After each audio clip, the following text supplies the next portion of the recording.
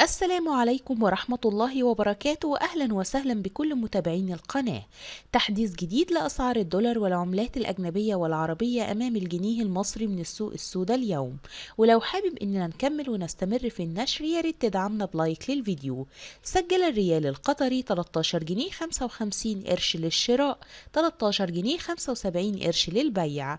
سعر الريال السعودي 13 جنيه و14 قرش للشراء، 13 جنيه 34 قرش للبيع. سعر الدرهم الإماراتي 13 جنيه 44 قرش للشراء، 13 جنيه 64 قرش للبيع. سعر الدينار الأردني 69 جنيه 59 قرش للشراء، 71 جنيه و5 قروش للبيع.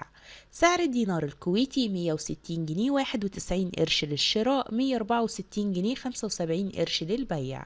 سعر اليورو الأوروبي 53 جنيه و19 قرش للشراء، 53 جنيه 69 قرش للبيع. سعر الجنيه الاسترليني 63 جنيه 95 قرش للشراء، 64 جنيه 95 قرش للبيع.